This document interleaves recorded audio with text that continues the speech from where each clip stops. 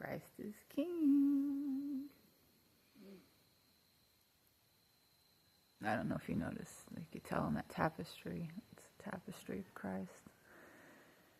And it's dark in here, so I can't really show the rest of the space, but I haven't made a video in a few weeks. I haven't been making videos consistently in the last month or so because I haven't felt like it. Not that I haven't felt like it, but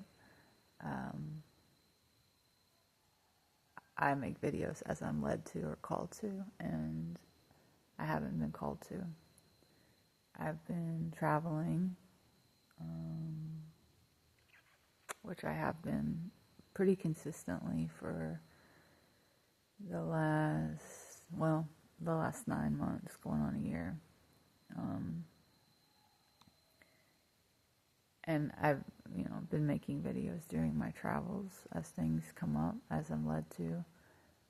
But the last month, I've really just been diving deep into the Gospels.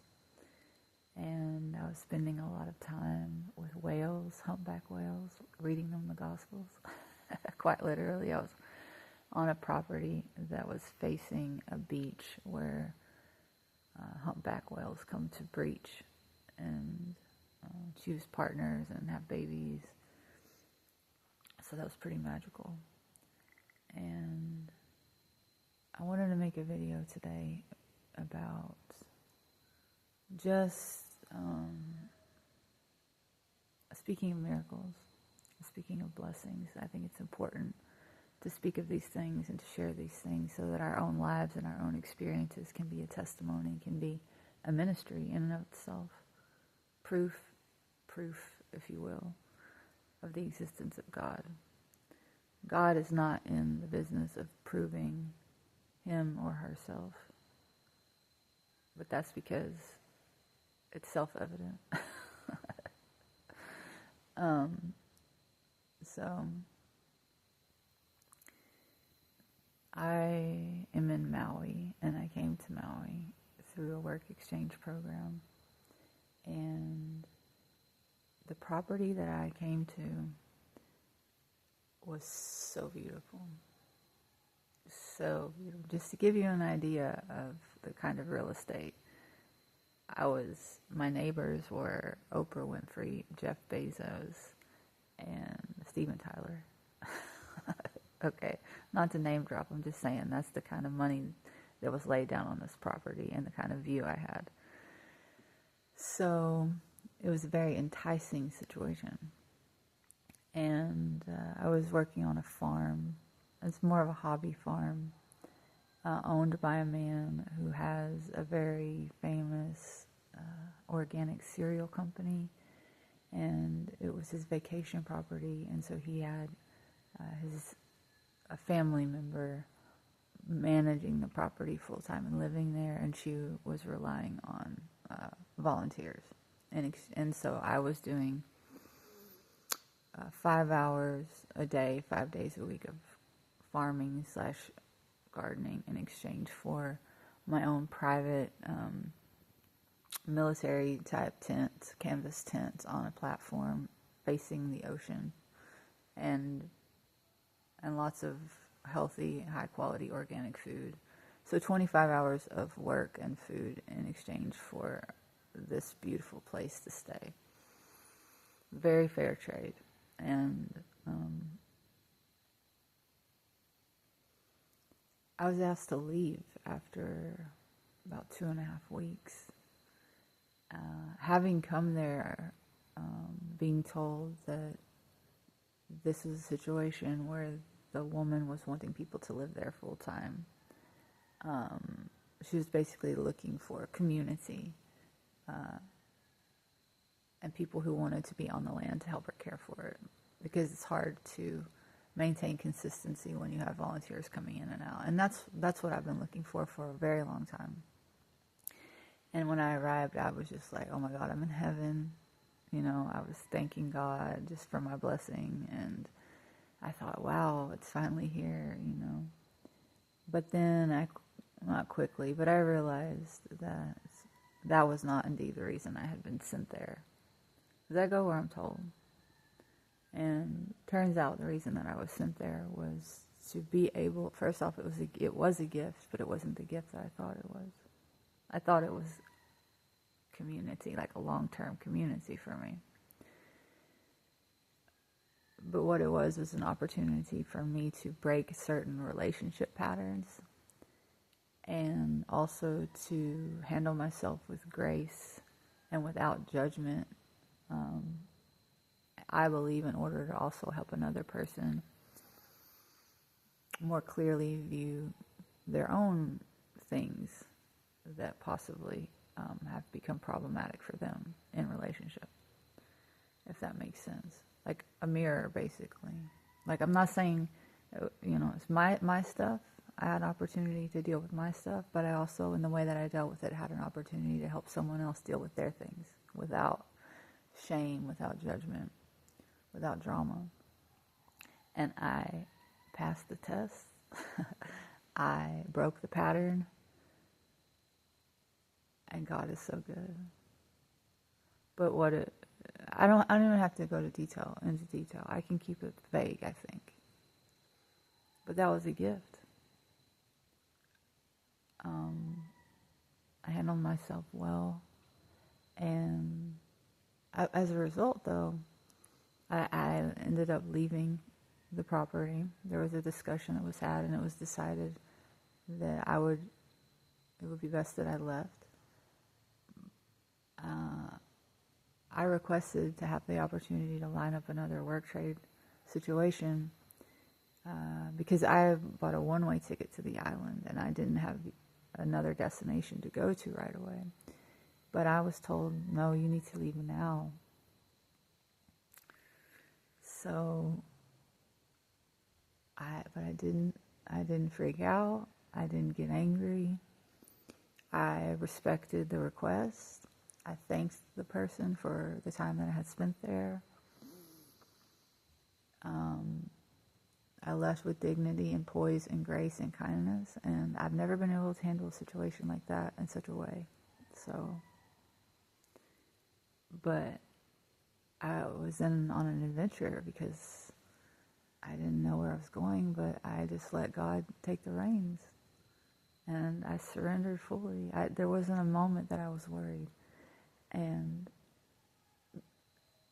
God sent me a woman that gave me a ride to the other side of the island. She spent her entire day. I didn't even have to ask for anything. This was offered to me. A lady who was on the property who had seen what had gone on spent her entire day off getting me to the other side of the island. She took me to a beach. She wanted to spend time with me. She wanted to get to know my story. She was interested in me as a human being, as a woman. She complimented me on the way I handled myself, and she told me that I was very graceful, and I felt very seen, and that was a nice confirmation. So there was no need for me to, in my head, play out the scenario again over and over and over as I would have in the past, It was confirmed that I handled myself properly and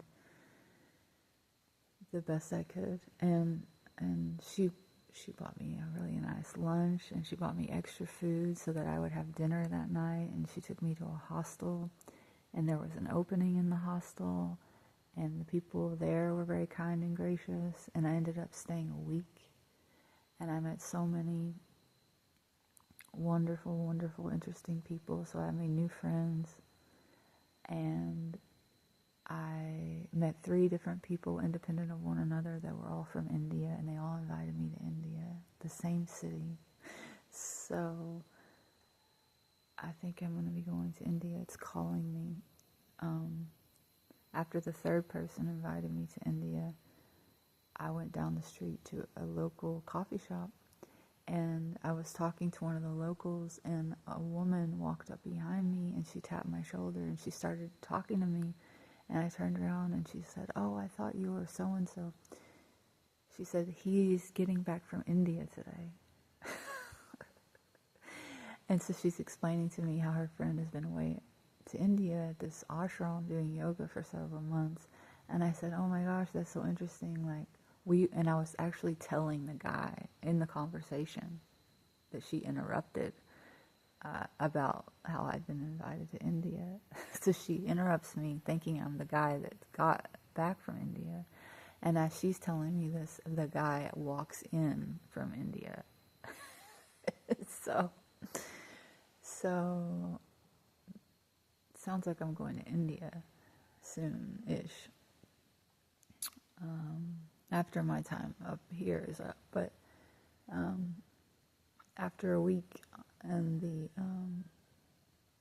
the hostel, during that time, during the day, I would hang out in town, and I got to meet a lot of the locals, and they're very embracing of me and interested in my story and my life, and just very friendly people.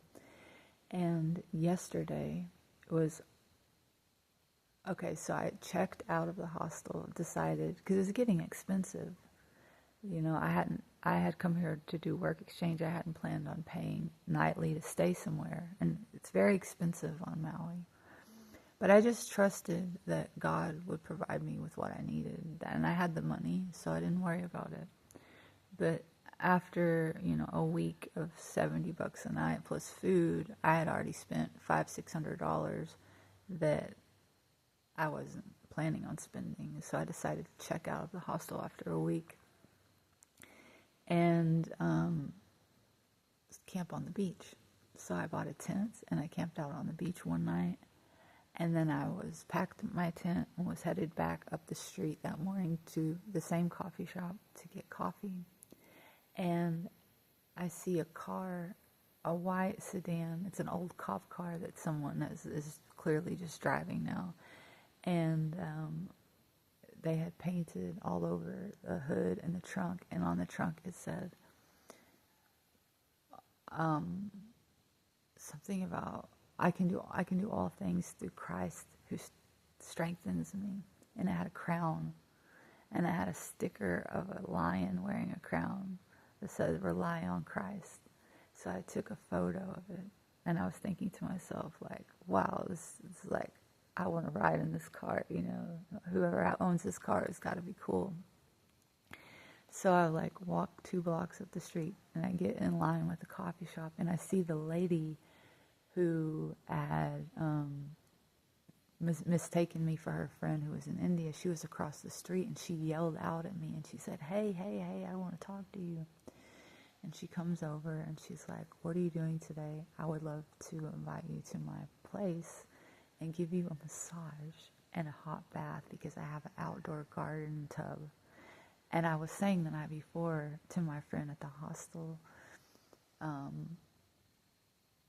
from the hostel, I've told her, I was like, I would love to get a massage, because we had done a long hike, and I said, my body is so sore, it would be so great to have a massage, but I really just don't want to spend that money right now, it's not in the budget. So now here the next day, this woman is saying, I'm a massage therapist, I do Lomi, I would like to gift you a massage, I feel so drawn to you. And she says, I feel, after having met you the other day, I feel so drawn to you, and I feel I've been praying to God to send me a friend. She's like, all of my friends here are men, and I need a girlfriend, and I feel like you're a sister, and I feel like you're the answer to my prayer. She said this to me. So I go, she's like, come on, let's go to my car. It's her car. All things, I can do all things through Christ who strengthens me. It's her car. So I load my things. She brings me to her house. It's tucked away in the jungle. We're in a tree house, and there are a number of tree houses surrounding a larger tree house, which is an octagon that is a yoga and massage studio. And there is a big tapestry of Jesus Christ on the wall that I just showed you at the beginning of this video. So, that is God, okay? That is God showing up And that's what happens when you surrender and you trust. God's always got you. And when you speak of and you share your miracles and your gifts, even and your blessings, it makes you able more readily to see them and to expect them. And everything is a miracle. Everything. It's just a matter of, are you accepting what God has in store for you? Or are you acting out of fear and thinking that you have to be the one in charge so that you can guarantee and know that you will be provided for in some way? There is nothing you could plan for your own life that is better than what God has in store for you. So trust. God is good. Christ is King.